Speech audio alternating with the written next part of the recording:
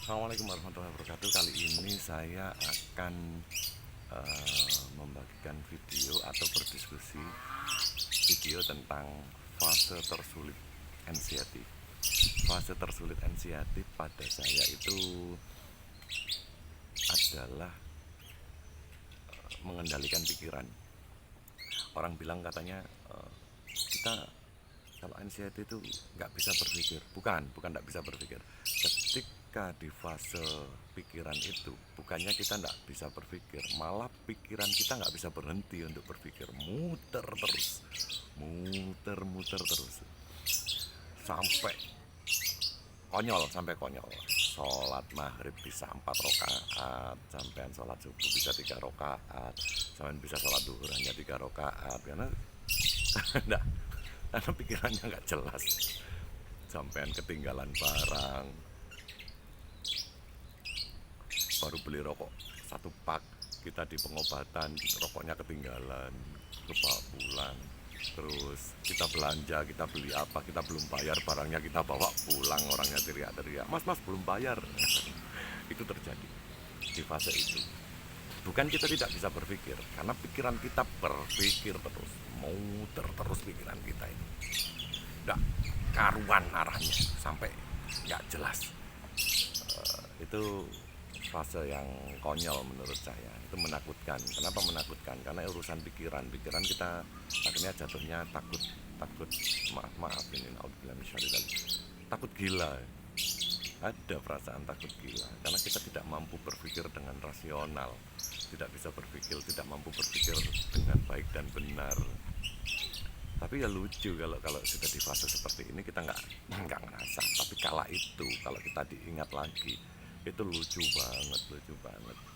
Burung saya di sini ini ada 8. Begitu saya sakit sekarang tinggal 5. Ya saya lupa sudah saya kasih makan apa belum. Saya punya ayam saya itu 11, sekarang tinggal 7. Sebulan mati satu. Mungkin kekurangan gizi, saya merasa sudah kasih makan ternyata belum gitu itu. Terus saya sempat naruh kunci motor di satu tempat dengan motornya, saya lupa.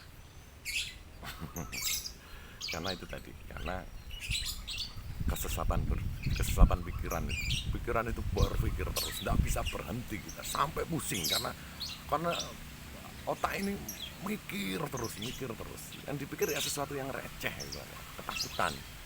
Ketakutan terus seperti apa nanti jadinya kita, apakah bisa sembuh, kalau sembuh itu obatnya seperti apa, terus hubungan kita dengan keluarga nanti seperti apa. Wah, kita jadi orang yang pasif, itu paling menyebalkan menurut saya.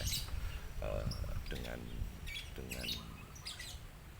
pikiran-pikiran kacau itu menurut saya paling menyebalkan. Kita tidak bisa berpikir tentang sesuatu yang ringan saja, kita nggak bisa. Kita mau mendahulukan A atau B, yang anak kecil saja bisa, kita nggak bisa ketika pikiran kita yang kena parah-parahnya. Cara saya ingat-ingat, makanya saya bikin video tentang pikiran. Waktu itu ketika saya di pikiran, rambut saya itu segini. Ketika saya kena di pikiran, saya potong pendek banget, sampai teman-teman banyak yang menyayangkan. Saya terkenal rambut gondrong terus, tapi begitu pikiran saya kacau, saya potong rambut sampai segini, lucu ya. Makanya saya setiap kali bikin video itu mesti saya pakai kopiah, karena saya tidak pede. Saya nunjukin bahwa saya dulu rambut saya itu panjang, sekarang pendek segini. Itu gara-gara pikiran, dan saya tidak ambil pusing, saya potong sendiri kala itu. Ya karena kita nggak bisa berpikir realistis. Saya pikir rambut itu mempengaruhi juga gitu. Kan konyol ya. Wah, konyol sekali kala itu. Asik ya. Kalau diingat-ingat lagi asik. Tidak bisa berpikir dengan baik dan benar itu. Waktu itu yang saya ingat, solusi saya waktu itu, saya seneng dengerin tausiah yang menyejukkan. Saya sering denger hipnoterapi online. Kalau saya sudah mentok gitu, pasang headset, lihat hipnoterapi yang suaranya merdu, enak orangnya, yang apa namanya, eh, nada bicaranya itu lembut, diiringi dengan lagu-lagu yang saya suka, saya pilih, dan banyak sekali. Sampai kalau waktu itu ya sangat manjur, saya suka sekali dengan, kalau sekarang saya ketawa kalau dengar itu. Makanya mereka bilang ini hanya berlaku untuk orang yang sakit anxiety psikosomatis. Dia bilang gitu. Ketika kita sudah bisa berpikir normal seperti ini, kita mendengarkan itu ya lucu. Bawa masuk pikiran Anda lebih dalam lagi, lebih dalam lagi. Anda akan memasuki lorong dengan tangga ke bawah. Setiap Anda melangkahkan kaki ke bawah, Anda semakin merasa mengantuk, lebih dalam dan lebih dalam lagi, lebih dalam dan lebih dalam lagi. Itu lucu banget per hari ini. Tapi ketika sampean pas lagi senewen otaknya, itu sangat bermanfaat, sangat bermanfaat. Saya sehari bisa putar sampai 20 kali mungkin, hanya untuk menenangkan pikiran. Nah, makanya saya buat video ini karena saya ingat ini, ya, ada sesuatu yang lucu. Terus apakah bisa kembali normal? Alhamdulillah bisa. Saya belajar dengan ngeresum satu kegiatan. Saya resum, saya ketik, saya ngeresum, saya baca sendiri. Resum saya juga nggak yang buruk. Saya belajar untuk mempertajam pikiran saya lagi, menghilangkan kekonyolan, pikiran-pikiran konyol-konyol dulu itu. Saya belajar lagi, ternyata bisa. Jadi ketika saya tanya, ketika sudah sakit seperti ini, apakah bisa otak ini bisa kembali normal? Bisa, saya bilang bisa. Saya sudah mulai bisa meresum, saya sudah mulai bisa. Nah, ini belepotan kan ngomong, kebalik ngomong itu, kalau di pas pikiran kacau itu sering terjadi itu. Pemilihan kata, mana kata yang harusnya duluan disematkan dalam berbicara itu kadang-kadang kita kebalik gitu. Nah, kalau yang barusan tadi hanya belibet aja, kecepatan ngomong. Kalau pas waktu pikiran kacau itu, fase pikiran kacau itu, berpikir terus itu, ya kita sering kayak gitu. Alhamdulillah, ternyata bisa sembuh. Saya sudah mengingat komposisi cara makan ternak saya sudah bisa bikin kue, saya sudah bisa servis ringan kendaraan saya sudah bisa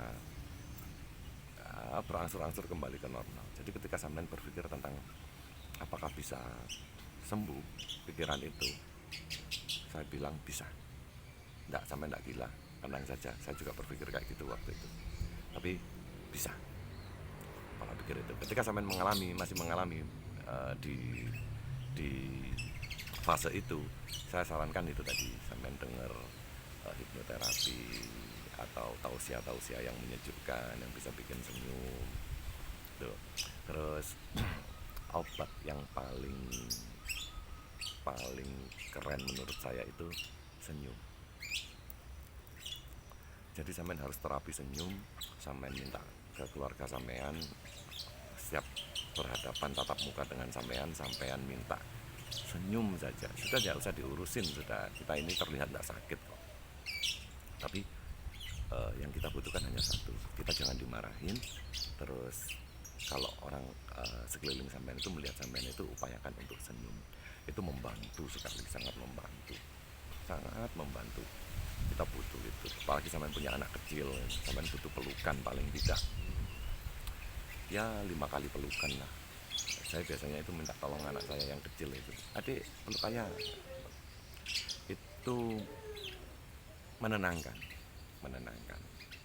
Kalau seperti itu, kalau lagi fase seperti itu kasih sayang yang kita butuhkan. Nomor 2, tidur.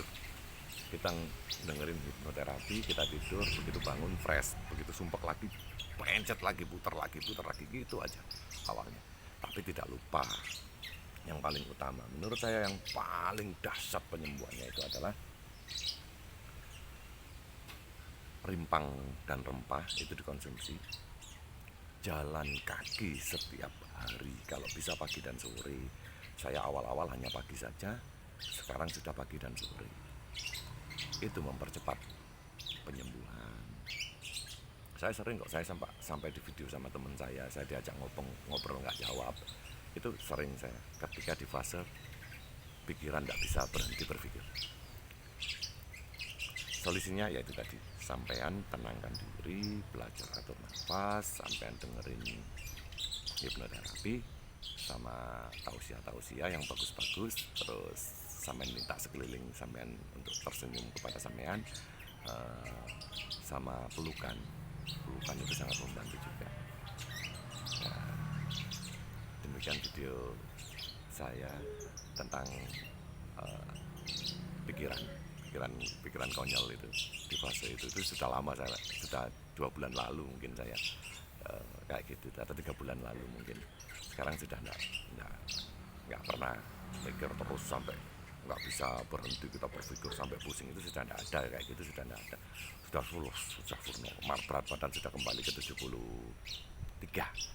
Hari kemarin itu saya timbang lagi 73, yang semula awal sakit itu turun ke 68, sekarang sudah ke 73 lagi, sudah mulai tembem lagi, ada isinya lagi, sudah alhamdulillah. Dibarengi dengan olahraga, alhamdulillah akhirnya juga bisa cepat membangun. Terima kasih sudah melihat video saya. Assalamualaikum warahmatullahi wabarakatuh.